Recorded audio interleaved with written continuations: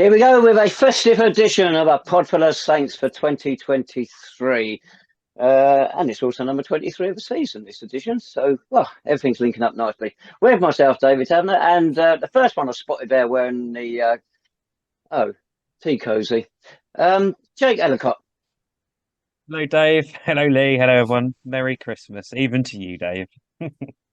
And Lee's wearing one of those fabulous tops as well. Evening, Lee Wood. Evening, David. Evening, Jacob. Something tells me you're not in the festive spirit today, Tabs. More than usual. Lee, I love Christmas. My God. Something to be endured rather than enjoyed. Anyway. We had some enjoyment last weekend, in between bits of enjoyment as well. 2-1 win for the Saints over Chelmsford City. 16 games, last 16 games against them now, only 2 defeats. We let them have a goal lead, just give them a bit of a chance this time, and they blew it. A great goal. Callum Watts on his debut put them 1-0 up, and it looked a bit disconcerting then because they looked they might get a few more. 12 minutes later, Luke Jenkins foul in the box on Shaun Jeffers. Penalty. Shaun Jeffers scored 7th goal in 4 games against his old club. He's 83rd for the club overall. And the game turned completely, didn't it? Now, from where I was, I filmed that bit, and it was a very soft penalty.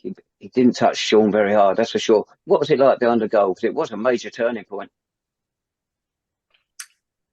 It was. I think you've missed out the part where there's just one of the most bizarre officiating decisions I've seen in quite some time, where we've got the shot and then the goalkeeper just plucks it from behind the goal line. Reminiscence of, I think it was Roy Carroll for Man United.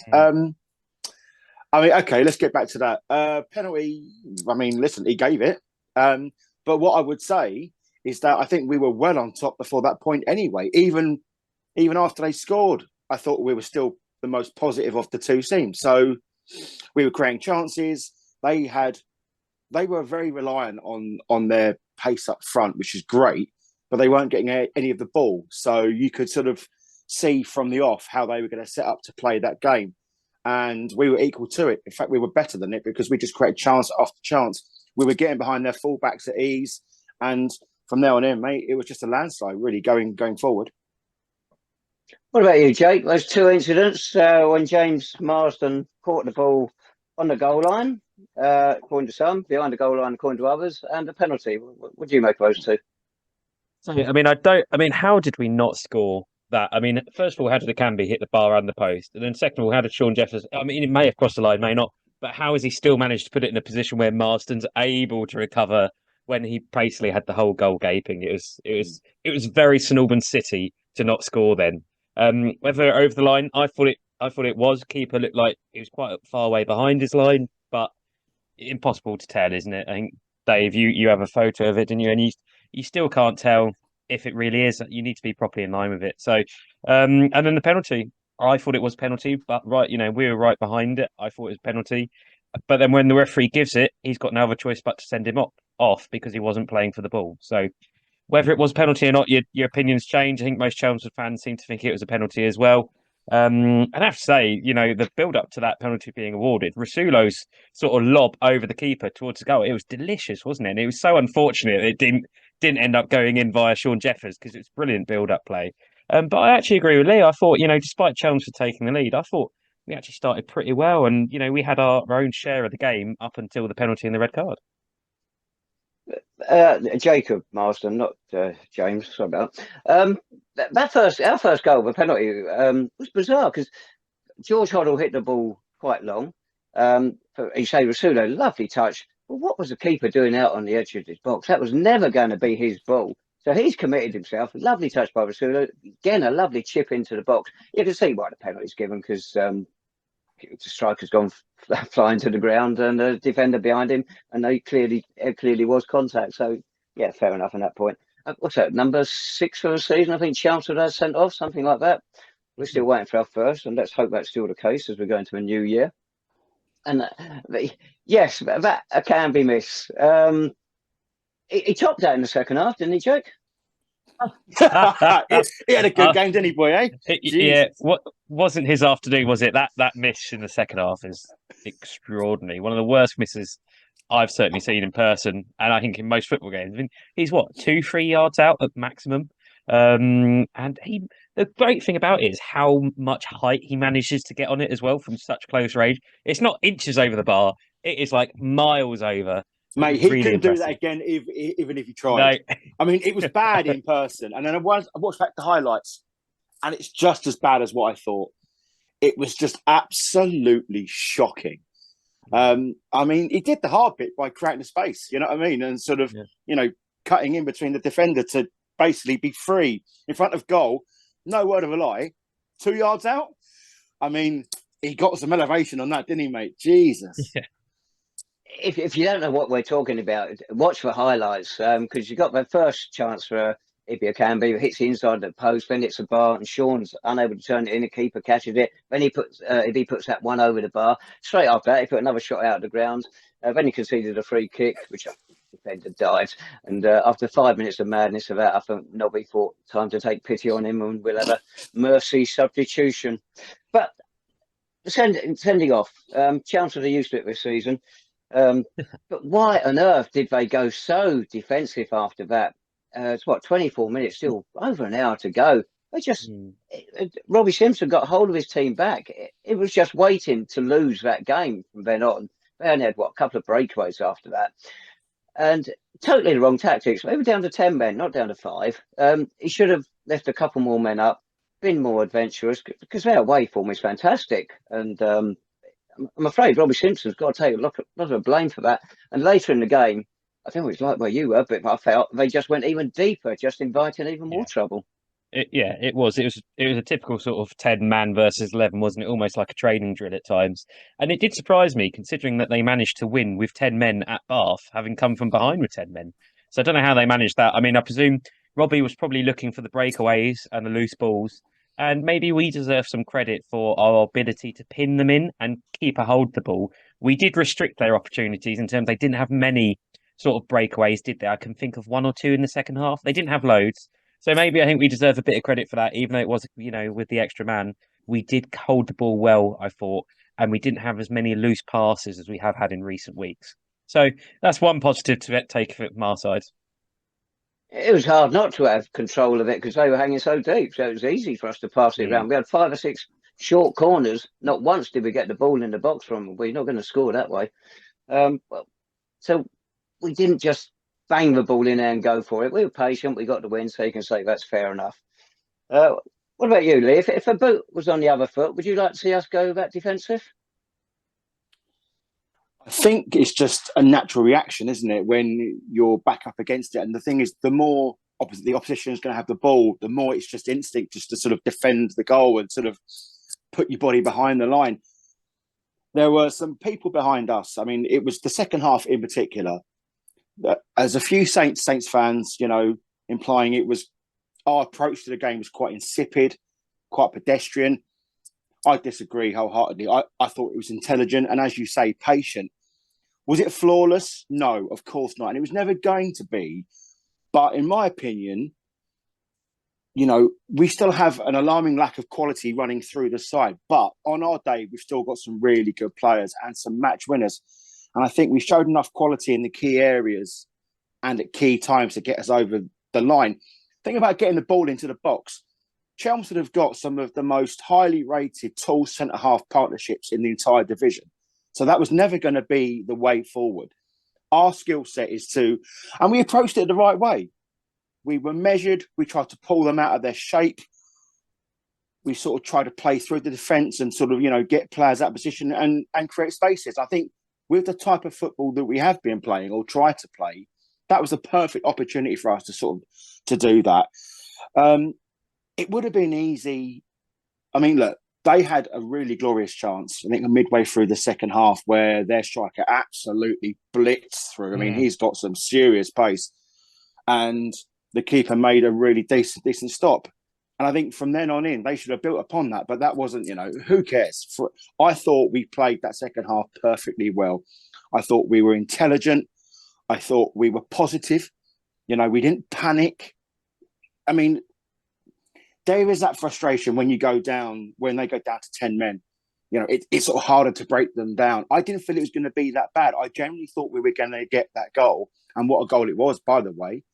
But again, people just need to understand that it's not going to be as simple as because they go down to 10 men, we're going to get the win. We've got to earn that right first, fellas. And I thought our play in the second half in particular was absolutely flawless. Yeah, it was Jermaine Francis who had that breakaway. Lovely bit of control to start it. Terrific speed, unbelievable speed. And maybe because he was going so fast, he couldn't get as much power behind his shot as he wanted. And it wasn't that difficult to save for old Josh McNamara in the end. When I'm saying get the ball in the box, I'm not saying lump it in there all the time. Of course not. You've got to mix the two together, haven't you? So the opposition don't know what's coming. But we were just a little bit predictable, I think, going across here and everywhere. How many shots did we have? George Hoddle had one in the second half. Joe Partington had one. His one's on target. You got Ibi Kimbies that went into the ground, into the main park, of course. But actual saves, he didn't have a lot to do. But as you say, what a great strike by Ryan Blackman. Lovely play by George Hoddle as well, because he was losing his balance and presence of mind just to push it into Ryan's path. Terrific goal. One thing I would say as well, I think a nod to Ben Smith on Saturday, because I thought that, playing out of position, composed for someone of his young age, didn't let the pressure sort of get to him. And it was almost as though he was the perfect foil for Partington, because, Partington, see ball, head ball, win ball, give it to Smith. Smith would then start the attack sort of going. But he linked up really well with the likes of Blackman. And, it was all about building that pressure. And we did it really, really well. As I say, we still lack quality on so many areas of the pitch. But as a collective on Saturday, I thought we were outstanding. Oh, yes. We agree with that, I think. Not quite outstanding, but we take the 3 points. It's funny, isn't it? You have clubs where you become their bogey club or they become your bogey club. And no matter what Chelmsford seem to do, they can't get a run of results against us. We used to have a Rod Stringer, didn't we, in the old days? Yeah, absolutely. And Shaun Jeffers loved scoring against him, even if it was a penalty. So that helps quite a bit. I think Lee and Dave, I think you both right in terms. One thing I would have liked a bit more was a few more shots, like you were sort of suggesting, Dave. Maybe, test the keeper, because I thought the keeper throughout the game didn't exactly inspire me with confidence. He dropped a couple, pushed some away. So would have been nice to get some more shots away. That's probably the only critique of the attacking display. But otherwise, yeah. And Ryan Blackman's goal, brilliant goal, great celebrations both on the pitch and in the stands as well behind the goal. Absolute, I believe what they call limbs and scenes. It was unbelievable. And yeah, I thought that was good. But Ryan's he's not had a good season, has he? I think he'd probably admit that himself. So it's good to see him get on the score sheet and win it in that way. It was a brilliant strike. We had a defeat to Truro City, but either side of that, we had a win over Maidstone United. See, they sold Levi Manchin to Woking for 25,000 after his performance at the park. I'd have thought £2.50 would do it. And since we also got the point at Worthing and then the win over Chelmsford, all sides in and around the playoffs. So those stats, they bode well, don't they, in theory? I don't know, mate, because you pulled out a few stats last week about just how bad our run of form was. So whilst this win is welcome, and the performance was also easy on the eye too, I think let's just remain grounded for now, because the one thing about following City is that it's got a really big tendency coming up and biting back us on the arse, especially with the most notable couple of derby games fast approaching as well. So we don't want to get too complacent going into there. But we've got Dartford as well on Saturday. And if we go in there a bit sort of too cocksure, a little bit sort of too confident, then we could come unstuck there as well. I don't think we've got any right to be complacent at all. Maidstone, Amanci should have won that game on his own for Maidstone. Worthing missed so many chances that first half down at Woodside Road. They should have been out of sight. Chelmsford, yes, we fully deserved the 3 points. So maybe things have gone our way a little bit. But when luck comes your way in football, you take it, don't you? Because it's certainly going to swing the other way at some time. Absolutely. I think we've had quite a bit of luck go against us this season. So I mean, just look at the injury list. So I think we'll take what we can get at the minute. You mentioned Dartford there, Lee, this coming Saturday. Didn't we beat them at home? We beat Chelmsford twice as well. So our second double of the season. It's in the bag, isn't it? See, this is what happens, Jake. What we're talking. I mean, listen. We try and have some sort of complacency, with just some nice stability. He comes along, jinxes the whole thing. That's not how it works, Tavs, is it? Isn't it? No, it's not, mate. It's going to be an exceptionally hard game. But what I do believe we do have now is a structure and a shape and the personnel. Nobby's now, thankfully, sort of looked at maybe starting Shaun up front with and I think it's causing problems. Mitch made a very welcome appearance from the bench on Saturday.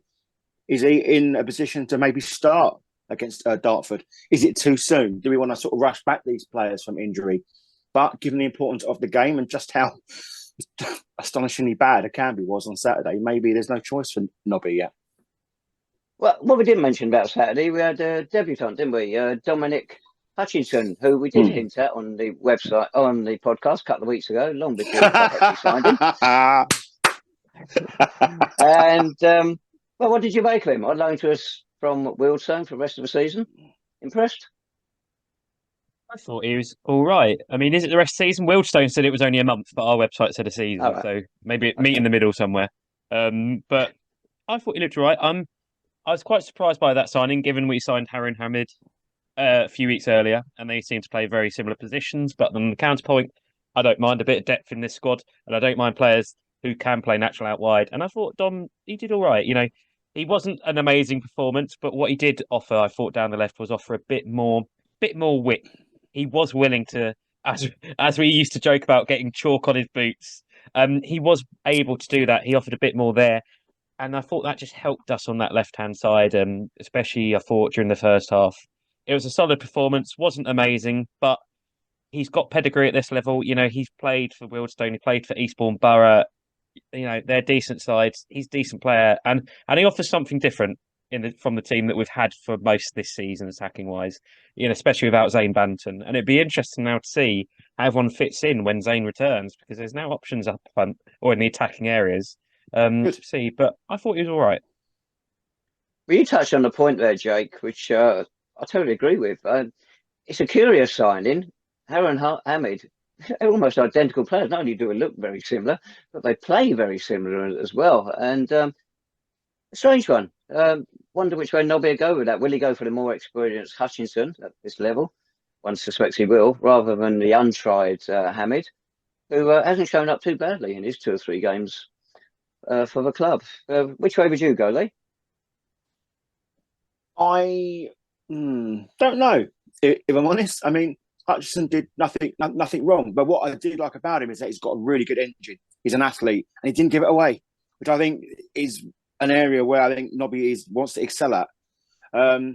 He contributed to the attacks when it was needed. Ahmed, I think we'll see more of him, but I think it's going to be a slow burn, sort of a slow progression into the first team, maybe. Hutchinson, as Jake said, he's already established at this level. So let's wait and see. But again, options, that's all we're after at the minute. We're after consistency, and we're after, just being stable at the minute.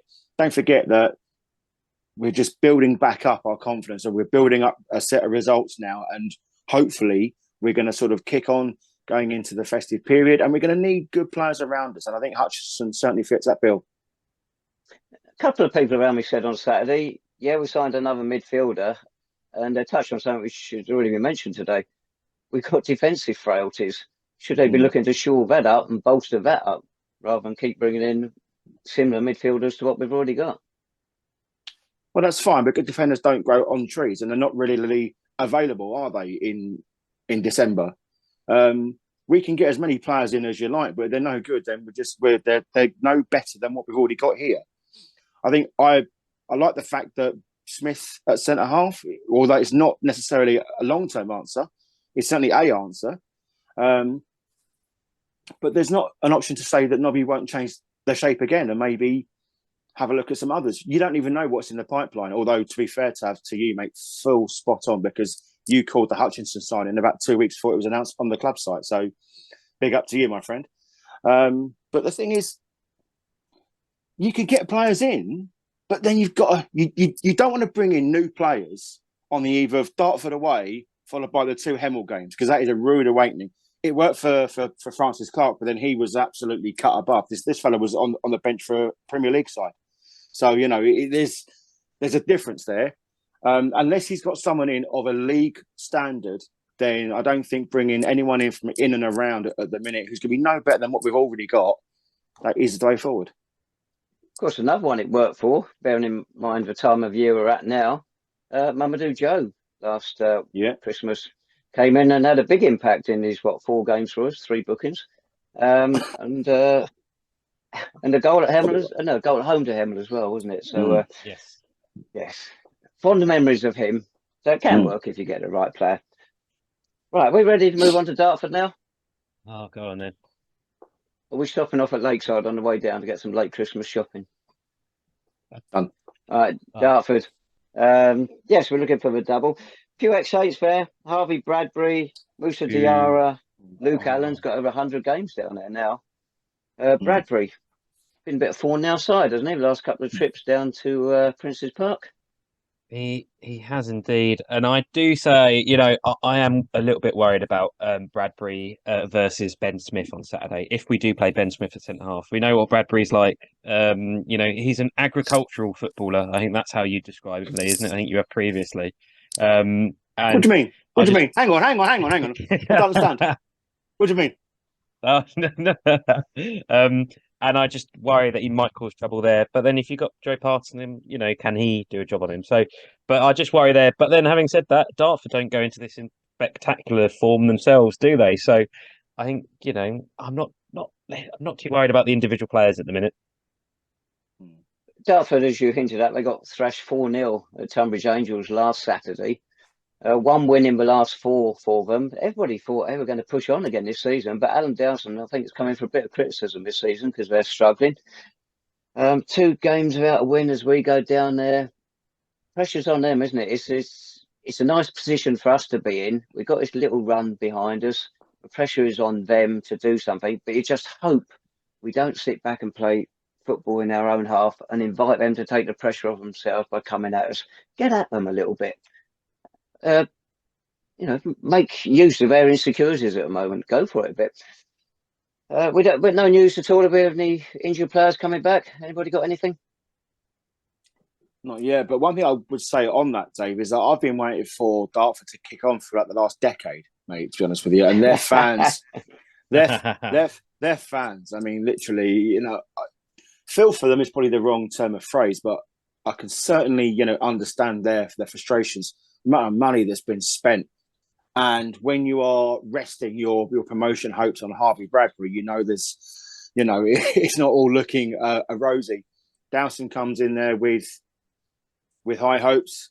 He come in there with a high wage bill as well. So I think the pressure's definitely on them. But again, we've got to go in there looking to play our game, but not put ourselves under unnecessary pressure, which is what we can do at times. Hopefully, given the fact how well we played against Chelmsford, we can play in the right areas on Saturday. Along with Luke Coulson, Harvey Bradbury with 5 is their top scorer this season. 5 in 19 games for him, mind you, so he's not exactly prolific. So there you go. Right. Should we reflect on that? The last couple of games there, we've got Shaun Jeffers overhead kick, wonderful goal. We lost 2-1, but what an overkick. And then the playoff semi-final, Dartford dominated it, couldn't score, 1-1 draw. And then the excitement of those penalties. Joe Neal, happy days. Oh, what a player! I'll have him back. I mean, You're full. I hope we don't have a repeat of the game back in April where Shaun Jeffers sat on the bench, wasn't he? And we absolutely dominated that first half. And then literally came on first touch, scored a brilliant goal. But that first half at their place, we had so many openings. We ripped them apart and we just had no one to put the ball in the back of the net. We could have been 3-4 up by half time. So I'm hoping we don't make the same mistake. And like you sort of said, Dave, we go there, play with confidence. They are a wounded animal. We shouldn't need to sit back. We should be on the front foot and play those players that will score goals for you. Hopefully, Shaun Jeffers. Ibia Camby is probably the question mark, isn't he? I mean, if you drop him now, no, I mean his confidence is already low, isn't it? If you drop him now, then it's never going to recover, surely. But then we know Mitch Weiss, if he's happy and fit, can cause lots of trouble against Dartford. So I just hope we go there with confidence and a desire to get the 3 points and don't sit back and let them come onto us. When Shaun scored, that was in a run of 3 games as substitute where he came on and scored, which is the only time a City player has done it, of course. Another first for Shaun as he edges closer to moving into our top 10 goal scorers list. Maybe Saturday's the time to do it. Right, okay. Looks like the experiment with Rasool up front has now been well and truly consigned to history. Shaun scored that penalty Saturday. Didn't have many other chances. There's no way he's not going to start him on Saturday, is there? I think what you're seeing, boys, is the fact that yes, okay, you are automatically associating Shaun with scoring goals, but I think now because of what's gone before this season, it has brought another dimension to his game. He brings so many different players in, but we know this. Saints fans know this. We haven't got to preach to the converted, and I think it's absolutely foolhardy to suggest otherwise. Look, Shaun Jeffers plays because of the fact of the matter is he brings a different dynamic to our attacking stance. And I think Nobby just needs to look back at the playoff game last year where he started Mitch and Mitch just got bullied off the park from minute one. Shaun, look, we know that Shaun and Dartford, they were discussing stuff in the summer. There was an option there for him, but he's our player. And hopefully come Saturday, he's going to score another one against them. But the thing is, he just adds something. He adds that fright in defenders. He's strong, and there's no way about it now. Shaun Jeffers starts for us. And if he doesn't, then there's something seriously gone wrong. I think that's fair enough to say. Yes. Right, we're ready to move on to the Boxing Day game. Hemel Hempstead Town at Clarence Park. Yeah. And of course, last time they were here for a league game, we had an exceptional gate for a Hearts Charity Cup tie a couple of months ago. When they were here New Year's Day, was it 3,100 odd, whatever it was? Fantastic gate. Despite Hemel being on a bad run now, our form up and down. Can you see us beating that gate or matching it? As long as we beat them, I don't care. We can have 20 people in there and a load of dogs. Mm-hmm. Seriously, I don't give a monkeys. It's about, local pride. It should be a big gate just because it's the festive time of year. Everyone wants to sort of get away from their annoying in-laws and screaming kids. And that's where we are. I mean, listen, I think we need to be really, really careful because I think Ishiafano is still a massive threat. They got players like I think it's Alfie Matthews. I think he's still a good player. They've got people to hurt us, but ultimately you've got to be looking at the fact is they're not in the greatest of form. We're picking up a little bit of positive form ourselves, and hopefully we can get something from Dartford. We can go into the next sort of 2 games with real ambitions of getting 6 points. Well, Hemel are playing away to Slough Town tonight. If they win that, they go a couple of points clear of us in the table. So that's quite an important game. They'd like to be above us going into a Christmas game. No 2 ways about that. Very recent form, though. They've lost the last 4. They are on a bad run. They haven't scored in a couple of them. But in their 3-2 defeat at home it was away to Torquay United last Saturday, one of the goal scorers, Joey Schifano, their top scorer this season, 10 goals. Our top goal scorer, some bloke called Jeffers, got 9. It'd be good to see Joe again, wouldn't it? But again, he's no one who's been a thorn in our side. Yeah, he's a good player. Don't get me wrong. But, he's a good player, but he goes where the money is. And once the money is out, he'll go somewhere else. But the thing is, one player doesn't make a good team. And Joe, as good a player as he is surrounded at times by absolute dross. But we've got to be really, really careful about how we approach those games. Again, I know you alluded to it there. If we go in there with a bit of arrogance, a little bit of sort of, strut, then we're going to come unstuck. But we need to be really patient, build our game up accordingly. It's going to be a massive derbies and never normally sort of like free-flowing affairs. We have had some good results of late, but that's just through sheer hard work. And then once we've got ourselves on top, we can start playing football that way. Who knows, boys? I mean, it's going to be a cracker. It's going to be an absolute cracker. It'd be nice for them to come over to St Albans and not see any sort of cars on fire, which would be great. So but we'll see how we go, and then from there, 3 points maybe. Let's hope so. No doubt you remember last Christmas and New Year, Jake, with 3-1 win for us at Vauxhall Road, and that marked the end of the road for Mark Jones as manager of Hemel Hempstead Town. In come Bradley Quinton. So there's 4 defeats there. Do you think Bradley's under a bit of pressure now? I suspect he is, definitely. I think Hemel were under. Well, they had, they were hoping for a good season. Brad Quinton was, on the face of it, a good appointment. I thought, he's a manager at this level who has achieved decent things, and for a club like Hemel, that was a big signing. And the same with players like Claret Jeffers, big signings, and they're not quite playing up to it. So they're going to be pressured. It feels like we're going on almost into the same scenario as last year.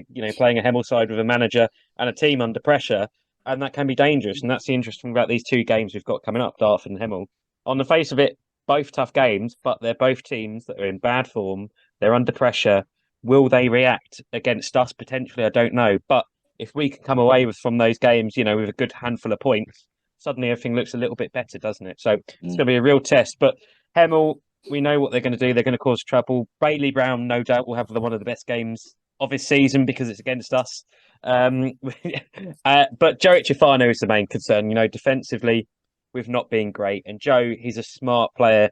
I remember he scored quite a few goals in that City team that, if it wasn't for COVID, could have easily been relegated that season.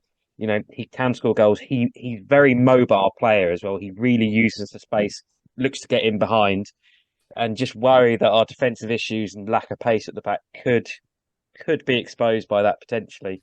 But then on the counterpoint, they're in bad form. They were 2-0 up at Torquay, weren't they, on Saturday? So again, it's going to be another game. Whatever happens at Dartford, if we go in, I think, and we go in on the front foot, then I have confidence that we will be able to turn them over.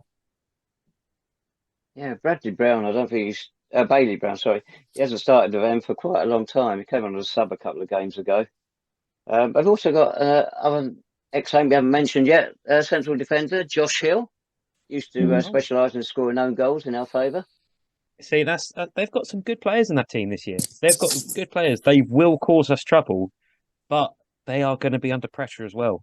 This is a big game for both sides because, if you lose on Boxing Day, you go into the New Year's Day, low on confidence. But, with how tight the table is at the minute, you lose and suddenly you're really getting dragged towards that bottom 4. But if you win, playoff places suddenly look a bit more in reach, don't they? So it's going to be difficult. And like Lee says, derbies are never particularly entertaining, are they? And never that enjoyable either. I'm not looking forward to it. Right, the blurb from the club says this traditional Boxing Day fixture, well, it's only 11 years actually we've been playing them on Boxing Day. 6 games, the first 3 are all drawn. The next 3 have all gone our way. We haven't lost to them on Boxing Day, 2 of them at Vauxhall Road. And I think it was, and 3, it was then part. So, but that stat is in our favour. But the New Year's Day game, no, but it's the other way around the Vauxhall Road, Clarence Park. New Year's Day, 5 of those, 3 of them Hemel wins, 1 for us. So we tend to get the better on Christmas Day. We live it up too much New Year's Eve and pay the price on New Year's Day. That's it. Pod over. Thanks very much, everyone. Thanks for watching. Great stuff. I mean, listen, rules, form and rules are there to be broken, mate. So who knows? But I think, as Jake said, you can't go into it worrying about sort of where you are in the table because although they're in atrocious form, what better way to sort of kickstart their season than to sort of get a point or maybe, God forbid, 3 against us in a big derby game? They're going to be well supported. They're going to travel well. They're going to be noisy. So Saints fans on the terraces have really got to match them, and that starts with the players as well. To be fair, you've got to match their intensity and match because I'll tell you what, they may not be the best players in the world, but you can absolutely guarantee the Hemel players can be well up for it, and they can be physical and they can be tough, and we've got to go in there knowing that we're going to be in for a game. Of course, we've got some ex-Hemel players in our squad as well. And in fact, if you go back to 2012 when we started playing them regularly, particularly over the festive season, it's almost 30 players were switched between the 2 clubs. You got the likes of Zane Banton, Mitchell Weiss for us, David Moyo, the only player to have scored 2 goals against both clubs. for the opposite, for the other ones. But it's other than as well. David Hutton, lovely little player he was. James Colocci. God. Any memories stand out for you? You had Tremaine Charles getting that injury time equaliser, which started these games, back in 2012, the 1-1 draw. Anything else stand out for you? It's different, Tabs, because you stand at the side and you're just out of the way. Jake's and I's involvement in the derby games normally entail trying to sort of dodge their fans and just getting spat at and hurled abuse at and trying, not to lose any teeth or limbs on the way to the ground. So, I mean, it's a difficult situation, mate, because the thing is, I think in all seriousness, it's going to be a great occasion. It's going to be well fought. It's going to be highly contested. And players come and go. I mean, to be fair, Zane Banton, okay, fine. But he saw the light at the end of the day. So he's one of us now. And then, but hopefully we'll have some new players who can make a name for themselves come Boxing Day. Any memories for you, Jake, down the years? Well, there's been actually quite a lot, hasn't there? I mean, there's always been quite a few spectacular moments over the years. Even think of recent games, some of the celebrations and the goals, etc., have been brilliant. I mean, some of the late equalisers we've had at their place was one of them, Sam Merson, 2015, 2016, around then. That was amazing, wasn't it? And I suspect there'll be some more interesting scenes over the coming days. But it is always enjoyable. It'll be good to see Clarence Park full again. And I just hope we put on a similar display to how we played against them last season, because last season in those two games, we played really well at times. We played good football, and it'd be nice to see that again and entertain. If you can entertain those home fans on Boxing Day, quite a few of them will come back again if they see a decent game of football with decent quality, and hopefully we can do that. Well, we had that ridiculous run with them a few years ago, didn't we? Was it 5 successive games, finishing 2-2? It's just remarkable. Then 2 years ago, a rearranged fixture, Vauxhall Road, at the end of January, Shaun Jeffers, 2 magnificent goals. So as you say, hopefully some new memories to come from these 2 games. Obviously, we have beat them this season as well, albeit on penalties, Tabs, which I know you don't class as a victory, mate, but it's a moral one for us, so we're going to take it. Yes, okay. We shall hang on to that. Right, let's have some predictions then. Dartford. Yeah, I am going to go for a 1-1 draw. You sat on the fence last weekend as well, I think, Lee. You're making a habit of this. Bloody strong fence, mate. I know that. What about you, Jake? You going to push your fence over? Yeah, I mean, why not? I mean, on Saturday, someone said to me, this is, after the game, they said, I think it might have been Cameron Miller who watches. I think he said to me, this is the one week you didn't actually say 2-1 Saints, Jake, and that's what's happened. So I'm going to say 2-1 Saints for Dartford. All right, okay. And what about Hemmelway? Are you convinced there's going to be 2-1 as well? No, I'll go 2-2. Let's bring back the tradition. What about you on Boxing Day, Lee? 3-1 Saints. 3-1? Yep. Wow. No mucking about. Same as Boxing Day last year. I say it quietly, Jake, but Lee's the only one who hasn't got a totally correct score yet this season. Oh dear. Right, on Saturday down at Dartford, 2-0 defeat. And on Boxing Day, we'll reverse it, 2-0 win. There you go. So 3 points from the 2 games. That's good for you, to be honest with you, mate. Yeah. Right, what Christmas wish would you like for the club? This feels like a trap. Yeah, hang on a minute. Ban incoming. Don't you get us in enough trouble as it is, Tabs, or what? No, you don't need my help, Lee. You're pretty good on your own. I am, actually. I am. Yeah. I don't know. Let's start with you. Let's put this back on you, Dave, because you are, in with the club as well. So what would you like to see from the club as a present? Those days are gone. A present, I'd like to see Santa bring them along a nice new sign to go on the front of that stand, because for 3 months now, the club haven't bothered to repair it, and it looks a blooming eyesore, and it makes the club look run down and a shambles. And I'd also like to see all the faulty floodlights repaired because there's a load of gaps up there as well. Again, it makes it look run down and we couldn't care less. And we have New a tannoy? multitude of... Just turn the damn thing down. We also have a multitude of Guard of Honour kids. It's great to see, lovely. Why can't we get a dozen of them around the pitch acting as ball boys? Because we had time wasting going on Saturday, which could have been averted. Just a boy there, or girl, obviously, just to throw the ball back to whoever needs a ball. Anyway, there you go. There's 3 presents for the club from whoever. Wow, he's been giving that some thought, hasn't he, mate? I mean, I was just after a can of Mad Squirrel and some Chicken George, but I think Taz has really given that some serious thought. Yeah, is there still beer still in that? Oh, seems to have dried up. Well, I didn't have it, that's for sure. Yeah, I don't know, mate. I mean, listen, I'm just thankful I've got a club to support. So there we go.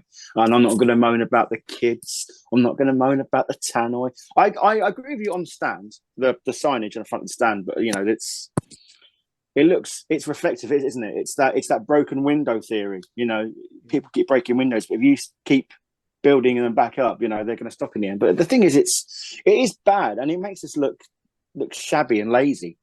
But apart from that, mate, I think you've given that far too much thought. What about you, Jake? Anything you'd like to see given to the club in this season of goodwill? Yeah, the sign's a good one. I mean, that might explain why we can't have any ball boys or ball girls. The risk of falling sign. Yeah, fall on the fans, be absolutely fine. But you can't fall on any of the ball boys or ball kids. No, I mean, mine would probably be on the pitch. I'd just like to see us just a slightly nicer approach to the games and get a few more results. I can't be dealing with some sort of relegation scrap in the new year. I don't think we will, touch wood, hopefully, but it'd be nice to see us just hit a little bit of form and, you know, maybe have something to play for towards the end of the season, apart from the Charity Cup, which obviously we're going to win. So, yeah, that'd be nice. An entertaining second half of the season would be good. Oh, and also have Devontae back as well. That'd be great. Well, talking of things coming and going, recent weeks we talked about the media team saying farewell to the club. And we have a new head of media. I believe you've met him already, Lee, even before he came to the club. Yeah, Matt Bigg, friend of mine. He's a good fella. The amount of messages and emails I got regarding his appointment last week. Yeah, I mean, he's a good lad, and he'll listen to the right people. And I think he'll be really, really integral to sort of the good things that are going to happen. He knows his own mind. He knows how to get events and how to get the good things out of the people of St Albans. So hopefully, is a good appointment. I met up for a beer with him on Friday, the day he actually got appointed officially. Even though we knew for about a week prior to that, he had a rude awakening in the meeting with the club. But you know, he's going to be his own man, and hopefully, the one thing he did stress is that he's going to make sure he listens to the supporters, which I think has been sorely lacking over the past 2 years. And any sort of major decision, I think he wants to run stuff by those people that are who pay money to come and watch the Saints as well. So that's really good. But I wish him all the best, because I think you know, he's going to do some good things for us, and hopefully it's not just a stopgap. Because the thing is, there's a perception there that if you don't agree with the hierarchy, you know, you're soon on your way. But I think Matt is going to be above that. I think he's got some good ideas. I'll be amazed if half of them come off. But if they do, then the club's going to be in for some exciting times ahead. It's interesting, the appointment, actually, isn't it? Because Andy and Will were full time, and Matt's coming in 2 days a week. Yeah, but you seem to forget that Matt's got his own company. He's got his own job. You know, he's got his fingers in a lot of dirty St Albans pies. You know, so I think that's got to be managed well. I think I think when you get someone of that quality who knows the market, who knows events, knows marketing, knows media, you know, if that's what he can give, 2 days a week of his knowledge is going to be worth, you know, as much as anything else from someone coming in, sort of not entirely familiar. But, you know, he will do well for St Albans City, and that is quite a shrewd appointment, to be fair. Right, good luck to Matt. Hope that works out well. Right, anything else you want to touch on before we have one of our final sleeps before Christmas? Again, we've just had people coming up to us, Jake, in the street. I had a very nice conversation with the gentleman who was crossing the road at the Horn on Saturday, saying how much he loves the podcast. So thank you very much to him. And obviously people stopping us on the terraces as well, Jake. Bizarrely, they seem to be a fan of tabs as well, which is, I'm pretty sure that's just, I know. But thank you for everyone the messages of support over the past year. We hope we've brought at least one smile to your face. If you do want to get in touch, we've got lots to talk about over the next sort of few weeks. So young Jacob and his tea cozy are going to give you all the information you need now to get in touch. So Podful of Saints on Twitter, email address below. I have to mention as well, Shaun Jeffers, he seemed to enjoy your tweet the other day, didn't Lily? So Merry Christmas to Shaun as well. And I think, yeah, it's been another great year. And so Merry Christmas to everyone who watches. You know, I'm sure, I don't know why you will watch, but you seem to enjoy it. So we'll keep going on. Any final ads from you, Dave? Well, I just wondered, do you want a little quiz to finish? One question. Oh, okay, here we go. Ignoring the names of the people we've already mentioned, the players, name half a dozen players played for the two clubs since 2012, but we haven't already mentioned. Oh. Sam Corcoran? Yep. Oh, crikey. Struggling Goalkeeper? now. Dean Snedker. Yep. Neds, yes. It's a great shot. Little midfielder? He probably before this run actually started, but he went to Hemel. No, okay. No. This is going well, isn't it? This is going really well. Right, let's run through some. Ryan Blackman. Really? Right. Yes. Ben Hurd. Graham Montgomery, David Moyer, I think we might have mentioned. Yeah. Godfrey Poku was the one I was on about. Right. What about Manesh Sundaya? What about him? Yeah, exactly. And Lewis Toomey. That'll do. Right. That was a great success. This will be Ryan Blackman's first league game for us against Hemel, wasn't it? Because he joined us after the games last year, or this year, or whenever it was. Yeah. So, yeah, pretty interesting. I mean, he does enjoy egging up the fans, doesn't he? So I think he'll really enjoy that on Boxing Day.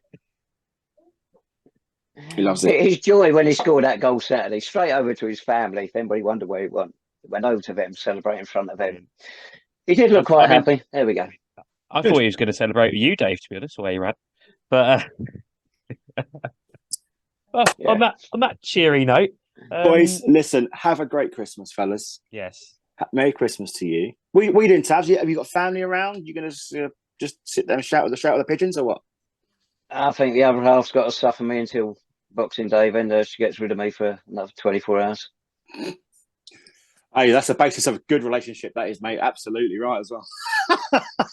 Oh dear. Right, so on that note, yeah. Merry Christmas, everyone. Thank you for watching again, and we will speak to you very soon, I'm sure. But enjoy, everyone. Best of luck to the Saints. Come on, you Saints.